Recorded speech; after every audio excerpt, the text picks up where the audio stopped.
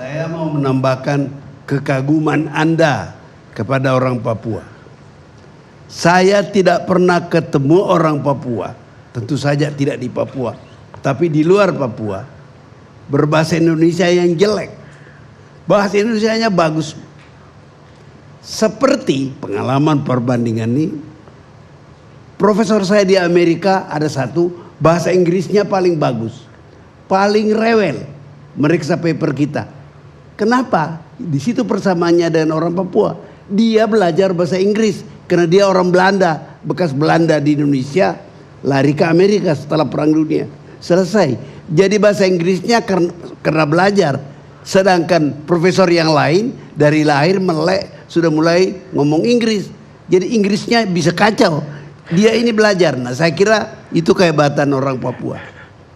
Apakah itu menyertai peradaban mereka dalam berdebat? Saya tidak punya penelitian mengenai itu. Oke, saya mulai dengan mengoreksi judul acara malam ini.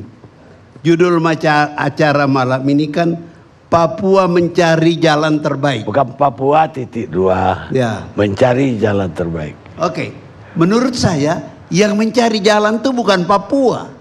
Memang Indonesia. Bukan Papua yang cari. Papua itu problem. Ya. Judul kita mencari jalan terbaik untuk Papua. Oke, tapi perasaan saya, rasa bahasa saya, ini yang mencari jalan sebenarnya Indonesia. Kita mencarikan tempat bagi Papua. Nah, itu ada penjelasannya. Sebagian penjelasan itu sudah dikemukakan oleh teman-teman dari Papua. By the way, Bung Karni, pagi ini saya sejak pagi tadi menggunakan saya punya WA menghubungi sejumlah orang yang saya anggap ada pengetahuan mengenai Papua dan minta masukan. Saya coba rumuskan itu, meskipun banyak masukan itu sudah diucapkan oleh teman-teman kita, terutama orang-orang Papua di dalam majelis ini. Pertama, ada bara lama di Papua dan itu gampang terbakar. Oke, itu contohnya ya peristiwa kemarin itu di Surabaya itu dan demo-demo di Papua. Apa akarnya itu? Dari yang saya dengar ini, ketidakadilan. Ketidakadilan belum tentu karena kesalahan pemerintah. Dan dari pembicara-pembicara malam ini tidak ada yang menyalahkan pemerintah Jokowi. Pak Jokowi itu dedicated betul kepada Papua. Memang benar, kalau dia mau cari tambahan suara, dia nggak perlu ke Papua. Jumlahnya kan kecil. Dia pergi aja ke Banten setengah mati, dia nggak dapat banyak di situ. Oke, contoh saja. Oke, nah ketidakadilan ini adalah sesuatu yang langgeng di dalam sejarah kita. Begini, kalau kita mau lihat peristiwa-peristiwa penting, tragedi-tragedi penting di Indonesia, itu semua karena ketidakadilan. Pemberontakan PRRI Permesta, peristiwa Aceh, perkembangan Aceh yang menyebabkan pemberontakan dua kali, pemberontakan DI Daud Bere, kemudian siapa namanya Teguh siapa itu? Apa? Ini pemimpin GAM ini lah. Hasan Tiro. Oke. Itu semua karena ketidakadilan. Ketidakadilan ini menurut saya sumbernya ada beberapa. Salah satu sumber, bangsa ini tidak suka belajar sejarah. Dia bikin janji nggak dia laksanakan janjinya. Orang yang dijanji itu mendapat janji tidak pernah lupa. Si pemberi janji ini gampang lupa. Tentu ada urusan-urusan lain. Nah, itu terjadi misalnya kasus Daud Bere di mana di Aceh itu. Dia dijanjikan sesuatu oleh Presiden Soekarno, tapi kemudian Aceh yang tadinya berdiri sendiri sebagai daerah tingkat 1 dipindahkan, digabungkan dengan Medan tanpa mengetahui psikologi orang Aceh terhadap orang Medan. Marahlah orang-orang Aceh, berontaklah begitu. Nah, kalau soal PRRI Permesta kan tekanannya kan soal ekonomi. Saya masih kecil ingat pidato ketika Permesta diumumkan di Makassar. Itu Saleh Lahade, Letnan Kolonel Saleh Lahade pidato, dan dia mengatakan kita mengirim ke Jakarta 1 drum. Nanti dari Jakarta dikirim 1 kaleng susu. Tidak adil perlakuan Jakarta kepada Indonesia, kepada daerah gitu ya. Jadi itu ketidakadilan.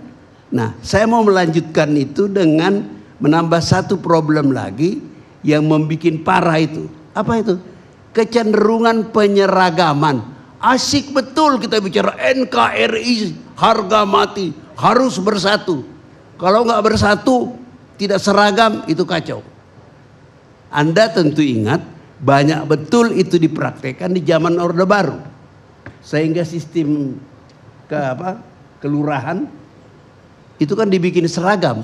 Padahal struktur desa di Minang, struktur desa di Sulawesi Selatan itu kan berbeda.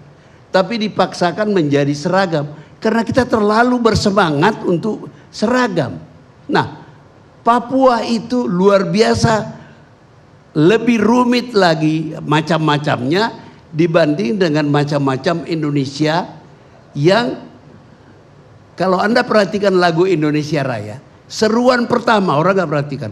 Marilah kita bersatu. Ya. Nah, berseru Indonesia bersatu. Jadi kesadaran awal adalah ini bangsa macam-macam. Sudah macam-macam bangsa baru. So, kalau kita tidak sensitif terhadap itu, itulah yang menjadi residu terus-menerus bertumpuk dan tidak pernah dikoreksi karena kita tidak punya tradisi belajar membaca sejarah. Nah, ini perlu ditekankan. Sebab peristiwa seperti di Papua sekarang ini sudah terjadi berkali-kali dan kalau kita tidak berubah itu akan terjadi lagi. Karena itu saya mengatakan Indonesia yang harus mencarikan tempat bagi Papua. Bagaimana mendapatkan tempat? Ya kita harus tahu kita ini siapa, orang-orang Papua itu siapa. Kitalah yang harus mencarikan tempat itu, bukan orang Papua. Oke. Nah, catatan saya yang berikut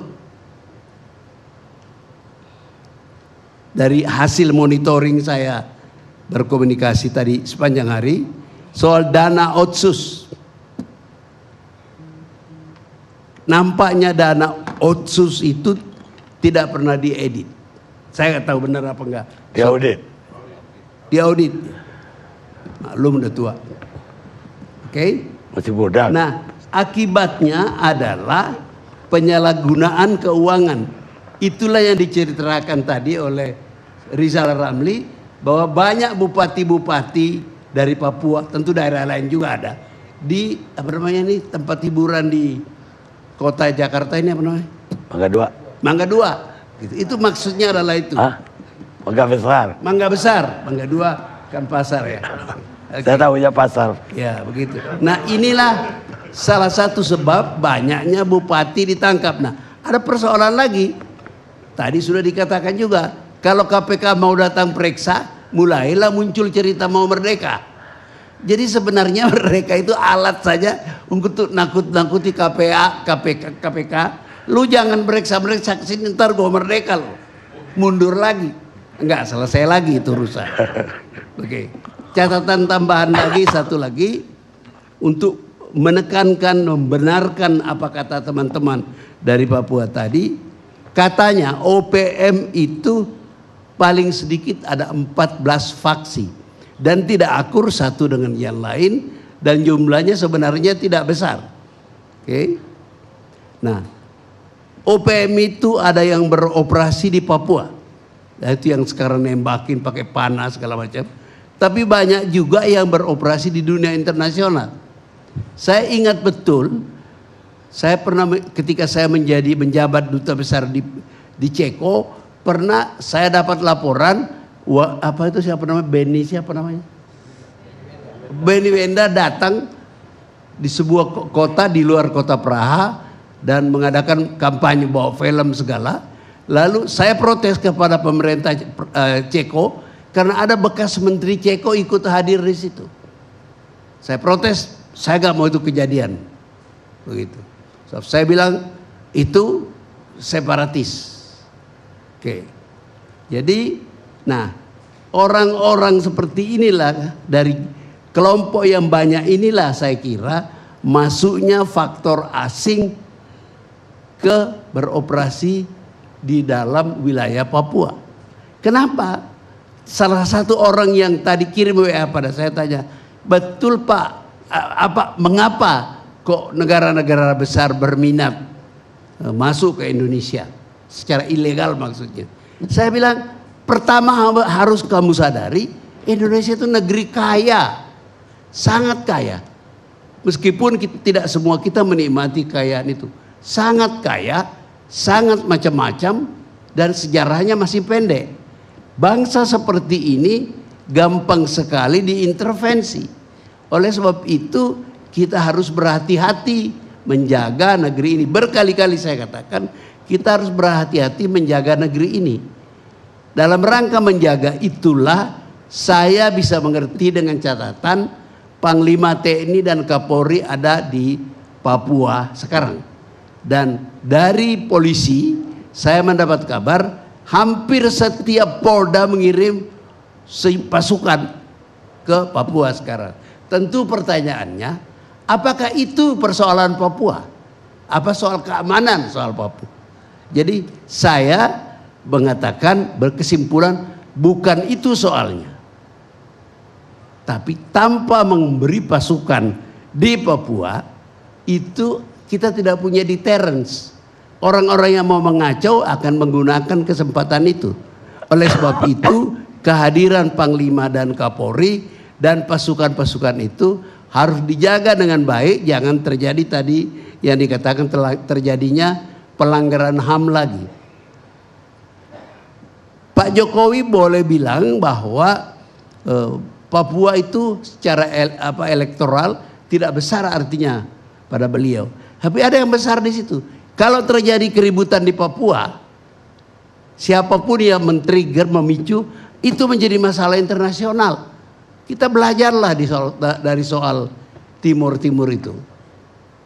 Itu cuman kerikil kecil di dalam sepatu istilahnya almarhum Mendu Alatas. Tapi karena kita pusing dengan itu, sampai akhirnya kita terpaksa melepaskan Papua. Jadi jangan dilihat melepaskan. sorry. Timur. Jadi menurut saya kita sangat harus berhati-hati karena kepentingan banyak orang merebut Papua itu besar sekali. Jangan beri kesempatan kepada mereka. So we have to be very careful. Jangan kejadian muncul kasus yang bisa dieksploiter secara internasional. Itu. Poin lain lagi yang saya catat dalam survei kecil saya tadi itu, ada duit dari, ini juga harus dikoreksi dari teman-teman dari Papua, ada duit dari Freeport katanya untuk Papua 1%, itu katanya jumlahnya 129 miliar. Kemana duit itu? Ada kecurigaan duit itu jatuh di tangan orang yang memakai untuk operasi subversi, membiayai perjalanan kayak siapa tadi? Si Wenda itu. Nah saya nggak tahu ini bagaimana. Teman-teman di Papua mungkin bisa lebih tahu. Oke. Saya nggak tahu. Coba situ saya dengar cerita itu. Nah ada lagi yang menarik, yang menganalisa bahwa soal ribut Papua ini tidak boleh dipisahkan, sebaiknya tidak dipisahkan dengan rencana pindah ibu kota. Asumsinya begini, yang berkepentingan diuntungkan kalau pindah ibu kota itu Tiongkok, Cina. Sedangkan Amerika punya kepentingan lain di Papua. Jadi mereka bilang, kamu coba lihat itu hubungannya. Saya tidak tahu hubungannya. Tapi cerita ini banyak dan saya sengaja kemukakan di acara kita ini supaya kita pikirkan bersama. Jangan-jangan ini hanya provokasi atau perang urat saraf, kira-kira begitu. Apalagi catatan kita tengah malam ini, ada tuduhan makar. Saya bilang, makar itu kebiasaan pemerintah Indonesia menuduh orang. Dulu Hamka, kiai besar, itu dituduh makar, ditahan berapa lama. Dan ketika dia dilepaskan setelah Orde Baru, Bung Karno meninggal, dia yang memimpin sholat untuk Bung Karno. Agak ironis kan, dia agak dendam pada Bung Karno. Tapi bahwa Hamka justru menggunakan penjara, tuduhan makar, untuk menulis tafsir Quran. Seajaib Indonesia ini. Setiap saat ada orang dituduh makar. Tapi coba kita ingat, berapa banyak sih orang yang pernah diadili, dihukum karena makar? Ada Rahmawati kalau nggak salah pernah dituduh, Bintang Pamungkas, dan siapa lagi? Siapa? Firja Hussein, siapa lagi? Dituduh-tuduh makar. Kok apa tidak ada cara lain menjalankan hukum di Indonesia? Anda kan ahli hukum. Kok makar-makar yang nggak bisa dibuktikan itu loh. Akibatnya orang tidak takut dituduh makar. Karena toh tidak diapa-apain kan. Kira-kira seperti itu. Saya kira, soal apa tadi itu saudara Yoris tadi saya kira, dan Anda bikin pernyataan di sebuah acara dan saya kutip itu mengenai bahwa orang Indonesia atau pemerintah Indonesia tidak mengerti soal Papua, kalau nggak salah begitu. Oke? Tapi pemerintah Indonesia ini kan tidak tahu banyak, jadi nggak usah heran. Ya, tahu banyak. Bahkan pemimpin kita itu tidak membaca sejarah, tidak ngerti. Saya berkali-kali menceritakan dalam kuliah saya bolak-balik, ya, dalam berbagai ceramah begitu, pidato Dies Natalis. Saya katakan, seandainya pemimpin kita itu mengerti sejarah Indonesia, banyak kesalahan yang bisa dihindari. Gitu. Nah, ini soal contoh yang menarik karena murid saya kebanyakan tentara dan polisi, operasi militer. Saya kasih contoh menarik bagaimana membandingkan dengan Amerika nih ya, maaf, bukan muji-muji Amerika. Bagaimana Amerika menjelang mendaratnya GI di Normandy, Perang Dunia Kedua, mengirim Margaret Mead, ahli antropologi, ke Inggris. Tugasnya apa? Menyelidiki bagaimana kencan, bagaimana pacaran. Karena pasukan-pasukan Inggris ini, Amerika ini bujangan semua kan. Dikirim untuk mendarat ke benua Eropa memerangi Hitler. Lah ini kan bujangan dan lama mereka menunggu pendaratan. Nah kan nanti pacaran. Nah bagaimana caranya pacaran? Jangan menimbulkan konflik dengan masyarakat Inggris. Nah ini contoh yang baik. Contoh yang kurang baik karena kita tidak canggih, operasi Sulawesi Selatan melawan Kahar Muzakar. Saya tahu karena saya kan orang Parepare, saya masa kecil saya mengamati itu. Itu berapa lama baru diselesaikan?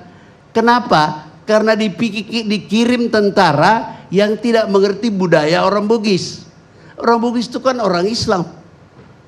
Nah ini orang-orang dari batalion-batalion yang secara antropologis kita sebut orang abangan. Nggak mengerti budaya masjid, budaya orang Bugis. Nggak berhasil, banyak yang mati. Baru berhasil kemudian ketika yang dikirim itu Siliwangi. Karena budaya politik orang Jawa Barat ya, itu dekat dengan budaya politik dan budaya sosial orang-orang Bugis. Dengan cepat habis Kahar Muzakar itu. Begitu. Jadi maksud saya takut jangan-jangan kegagalan kita supaya tidak salah nih, di Timur Timur dan keluhan mengenai aparat keamanan kita di Papua, juga karena mereka tidak dipersiapkan. Beginilah orang Papua itu, beginilah orang Timur Timur itu. Ini enggak, nilai-nilai dia anggap itu nilai Indonesia. Jadi itu yang dipakai menilai orang Papua, menilai orang Timur Timur dulu. Timur Timur sudah gagal. Kita berharap di Papua kita berhasil. Dan itu hanya bisa berhasil kalau tentara dan polisi kita mengerti dan mengamalkan pengetahuan mereka mengenai orang-orang di tempat mereka bertugas. Kira-kira itu yang penting saya tekankan, karena kita mengirim banyak pasukan sekarang ke Papua. Mudah-mudahan pasukan-pasukan itu cukup baik dalam menghargai perbedaan. Sebab ini kan soal perbedaan. Saya masih ingat ada saudara saya datang dari Sulawesi Selatan, datang ke Jawa dan disuguhi makan, dijamu, dan di atas meja makan ada cobek, okay? Marah karena di kampungnya dia sambal itu diambil dari cobek, ditaruh di piring kecil itu apa? Lepek begitu. Dia marah. Oh, saya merasa dihina. Saya harus memberi kuliah antropologi pada dia supaya dia tenang dan merasa tidak dihina. Nah, hal begini-begini itu banyak terjadi. Seorang Medan katanya dulu datang ke Jawa, baik dijamu oleh tuan rumah. Ketika dia mau pulang, tuan rumahnya bilang, mari. Terjemahan dari monggo. Dia balik lagi. Dia bilang, bagaimana? Saya sudah mau pulang, disuruh datang lagi. Ini karena nggak mengerti. Orang Jawa itu bermaksud baik. Dia tidak menggunakan kata monggo karena tamunya itu orang datang dari Sumatera. Tapi karena salah pengertian, dia datang lagi ke rumah orang yang dia sudah menjamu dia. Kira-kira begitu. Ini bisa diceritain sampai panjang. Tapi izinkan saya mengucapkan selamat pagi kepada saudara-saudara saya, orang-orang Papua yang saya yakin mereka nonton acara kita malam ini. Terima kasih.